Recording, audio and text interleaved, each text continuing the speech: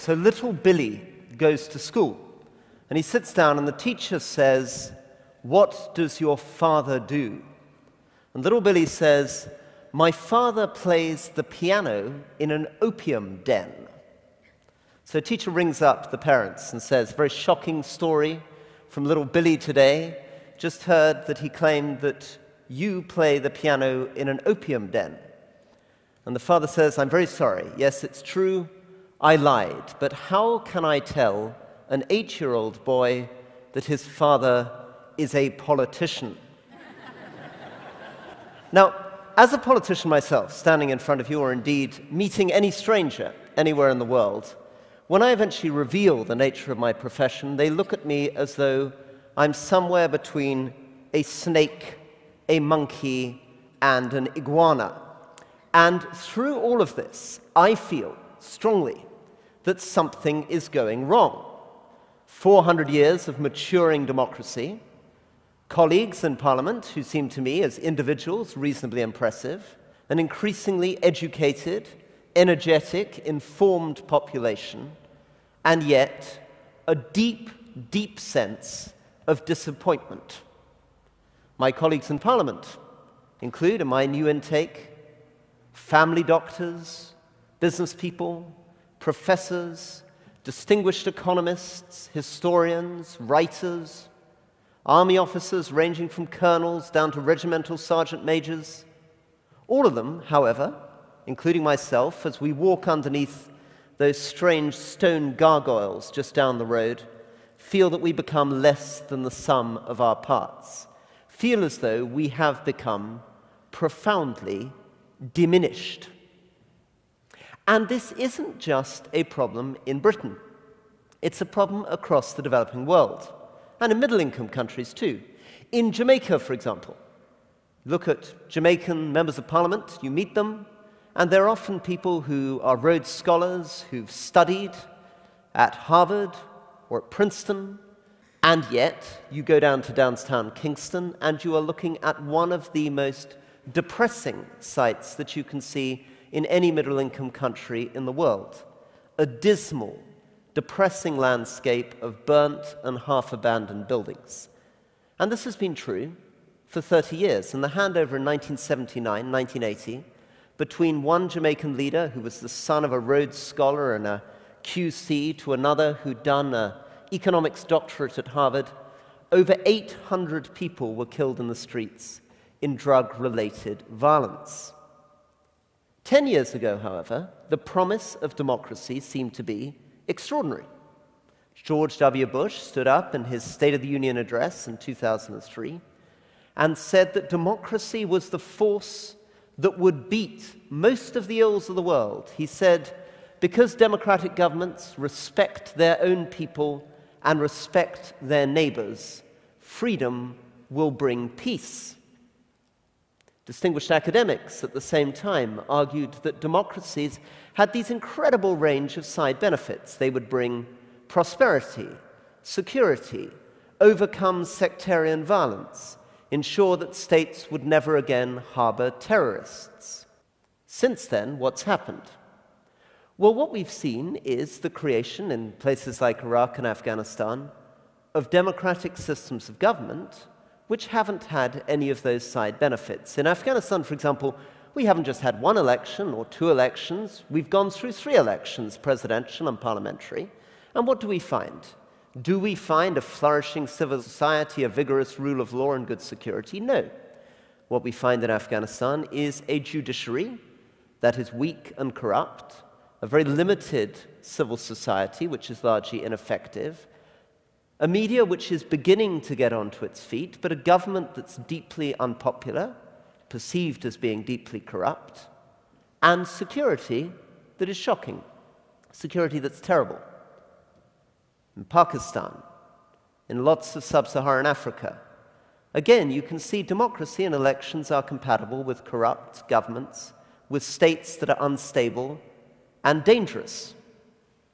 And when I have conversations with people, I remember having a conversation, for example, in Iraq, with a community that asked me, whether the riot we were seeing in front of us, this was a huge mob ransacking a provincial council building, was a sign of the new democracy. The same, I felt, was true in almost every single one of the middle and developing countries that I went to, and to some extent, the same is true of us. Well, what is the answer to this? Is the answer to just give up on the idea of democracy? Well, obviously not. It would be absurd if we were to engage again in the kind of operations we were engaged in Iraq and Afghanistan, if we would suddenly find ourselves in a situation in which we were imposing anything other than a democratic system. Anything else would run contrary to our values, it would run contrary to the wishes of the people on the ground, it would run contrary to our interests. I remember in Iraq, for example, that we went through a period of feeling that we should delay democracy. We went through a period of feeling that the lesson learned from Bosnia was that elections held too early enshrined sectarian violence, enshrined extremist parties. So in Iraq in 2003, a decision was made, let's not have elections for 2 years. Let's invest in voter education. Let's invest in democratization. The result was that I found, stuck outside my office, a huge crowd of people. This is actually a photograph taken in Libya, but I saw the same scene in Iraq of people standing outside screaming for the elections. And when I went out and said, what is wrong with the interim provincial council? What is wrong with the people that we have chosen? There is a Sunni sheikh, there's a Shia sheikh, there's the 7 leaders of the 7 major tribes, there's a Christian, there's a Sabian, there are female representatives, there's every political party in this council. What's wrong with the people that we chose? The answer came, the problem isn't the people that you chose, the problem is that you chose them. I have not met in Afghanistan, in even the most remote community, anybody who does not want a say in who governs them. Most remote community, I've never met a villager who does not want a vote. So, we need to acknowledge that despite the dubious statistics, despite the fact that 84% of people in Britain feel politics is broken, despite the fact that when I was in Iraq, we did an opinion poll in 2003 and asked people what political systems they preferred, and the answer came back that 7% wanted the United States, 5% wanted France, 3% wanted Britain, and nearly 40% wanted Dubai, which is, after all, not a democratic state at all, but a relatively prosperous minor monarchy. Democracy is a thing of value for which we should be fighting. But in order to do so, we need to get away from instrumental arguments. We need to get away from saying, democracy matters because of the other things it brings. We need to get away from feeling, in the same way, human rights matters because of the other things it brings, or women's rights matters for the other things it brings. Why should we get away from those arguments? Because they're very dangerous. If we set about saying, for example, torture is wrong because it doesn't extract good information, or we say you need women's rights because it stimulates economic growth by doubling the size of the workforce, you leave yourself open to a position where the government of North Korea can turn around and say, well, actually, we're having a lot of success extracting good information with our torture at the moment. Or the government of Saudi Arabia to say, well, our economic growth's okay, thank you very much, considerably better than yours, so maybe we don't need to go ahead with this program on women's rights. The point about democracy is not instrumental. It's not about the things that it brings. The point about democracy is not that it delivers legitimate, effective, prosperous rule of law. It's not that it guarantees peace with itself or with its neighbors. The point about democracy is intrinsic. Democracy matters because it reflects an idea of equality and an idea of liberty. Reflects an idea of dignity, the dignity of the individual, the idea that each individual should have an equal vote, an equal say in the formation of their government. But if we're really to make democracy vigorous again, if we're ready to revivify it, we need to get involved in a new project of the citizens and the politicians. Democracy is not simply a question of structures. It is a state of mind. It is an activity. And part of that activity is honesty.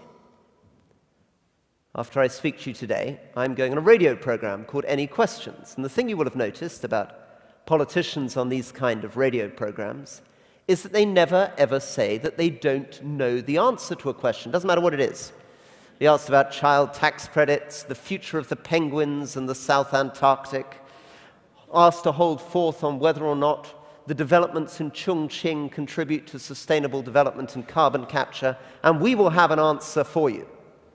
We need to stop that, to stop pretending to be omniscient beings.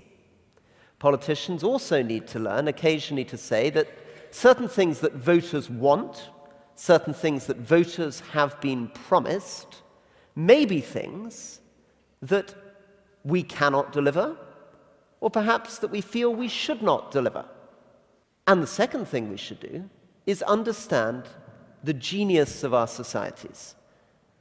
Our societies have never been so educated, have never been so energized, have never been so healthy, have never known so much, cared so much, or wanted to do so much. And it is a genius of the local.